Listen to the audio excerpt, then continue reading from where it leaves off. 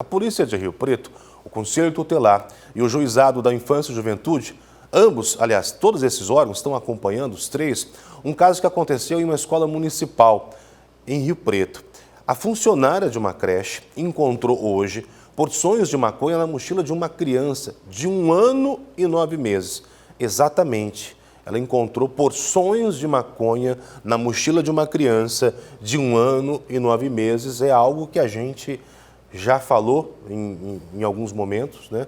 Muitas vezes não aqui em Rio Preto, não na nossa região, ouvimos longe da nossa área de cobertura, mas que independente de onde isso acontece, assusta demais.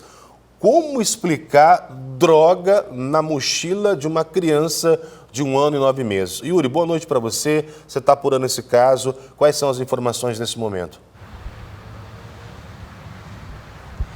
Oi, Nelson, boa noite para você, para todo mundo que está ligado aqui no nosso SP Record. A gente está acompanhando essa história. Essas 3 porções foram localizadas nesta mochila dessa criança de 1 ano e 9 meses, numa escola que fica no Parque das Amoras, aqui de São José do Rio Preto. Segundo o relato, tanto do boletim de ocorrência da Polícia Militar quanto da Polícia Civil, essa funcionária estava dando banho nessa bebezinha de 1 ano e 9 meses, quando foi pegar roupas limpas que estavam ali dentro dessa mochila, se deparou com essa droga, 3 porções de maconha que estavam envolvidas numa espécie de plástico branco. A gente está aqui no plantão policial, onde essa história toda foi registrada. Estamos também aqui com o delegado Alan, que vai trazer um pouquinho dessas informações. Alan, esses pais já foram localizados, porque a gente sabe que vocês foram até o endereço, mas ficaram sabendo que não é o endereço dessa família. Eles saíram desse local que residiam anteriormente. Boa noite para você e antes de qualquer coisa, muito obrigado por estar aqui com a gente no SP Record. Como que está a investigação, Alan? A Polícia Civil que agradece o convite para esclarecer a investigação à população. Os pais não foram localizados no dia do encontro das drogas, porque o endereço que constava na ficha cadastral, bem como em outros sistemas policiais, não condiziam com aquele atual endereço de moradia dos pais. De qualquer forma, a delegacia responsável pela circunscrição da creche, que é onde ocorreu todo esse episódio, já tomou providências, já localizou os pais e a apuração já tramita. Entendi. Alan, chama a atenção porque dentro dessa mochila deveria ter um lanche, a roupinha, encontramos ali a maconha. E também tem toda essa possibilidade, porque na capital a gente tem registro de traficantes utilizando crianças para transportar a K9. Tudo isso vai ser investigado, tudo isso já está sendo considerado por vocês?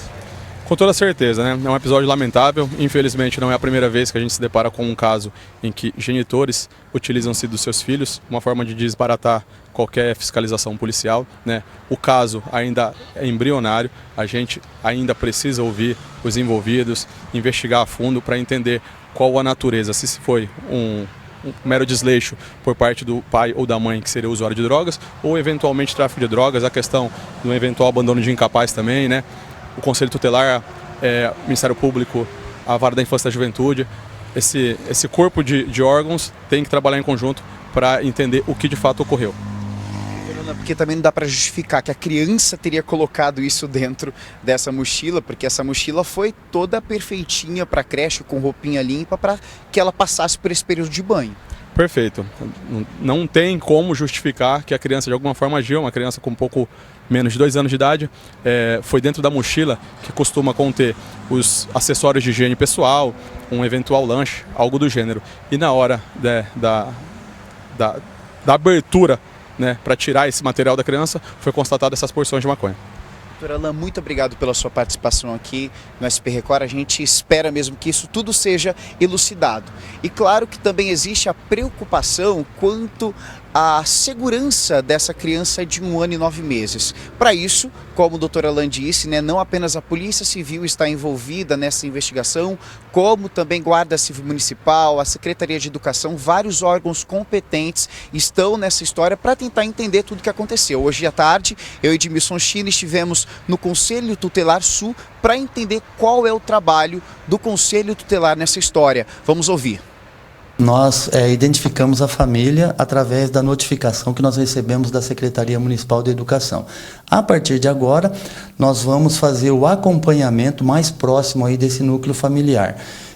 vendo a composição desse núcleo familiar, a situação social deles, e através da equipe, né, dos órgãos, dos equipamentos, da rede de proteção, a gente vai fazer um acompanhamento bem próximo dessa família. Havendo a necessidade, na forma em que ou da maneira em que o processo evoluir, aí o Conselho pode ou não ter uma atuação mais incisiva, obviamente com a apreciação aí do Ministério Público e da Vara da Infância.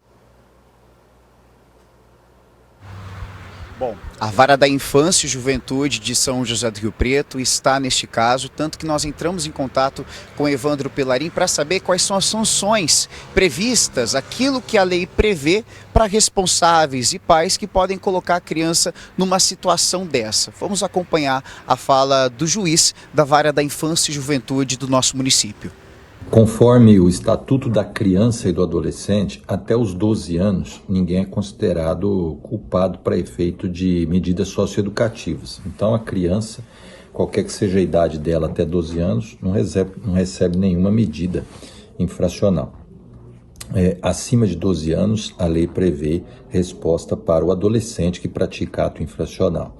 Se a criança está em risco sério, ou até mesmo o adolescente, e aí a justiça encontrar alguma negligência dos pais, aí é evidente quem responde aos pais. E também depende qual é o tipo de infração que os pais incorreram. Se é infração meramente civil, o que aí dá pena de pagamento de multas, indenizações, etc. Se é medida administrativa, que pode também dar pagamento de multas, entre outras consequências. Pode ser uma lesão ao direito de família, aí suspensão ou perda do poder familiar, e em casos mais sérios, se a infração do pai cometeu ao filho está no Código Penal, pena criminal. Então tudo depende da forma como o fato é cometido e chega até a justiça. Bom, tá aí a fala do Dr. Evandro Pelarim, juiz da Vara da Infância e Juventude de São José do Rio Preto, todos esses órgãos envolvidos, Polícia Civil, a gente também tem o Conselho Tutelar trabalhando e também a Vara da Infância para elucidar, para trazer clareza neste caso.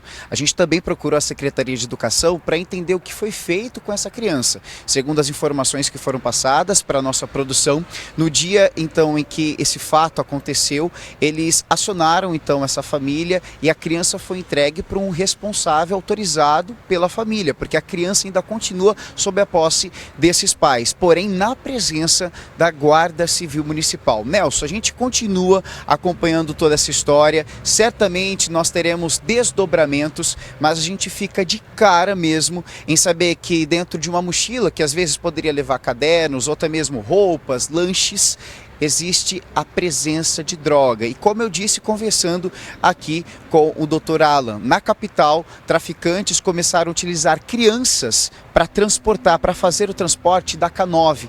Então a gente já acende esse alerta. Então, claro, tudo precisa ser investigado, mas a gente fica de cara mesmo, perplexo com uma realidade como essa, amigo. Acho que a expressão é literalmente essa, de cara, e de cara caída, porque não tem nada mais carinhoso, nada mais afetivo no processo de formação, no processo de educação, no processo de aprendizagem do que, né, você abrir a sua mochilinha na escola, preparada pela mamãe, seja pelo papai, seja pela vovó, é algo que fica dentro da gente para todo sempre, né?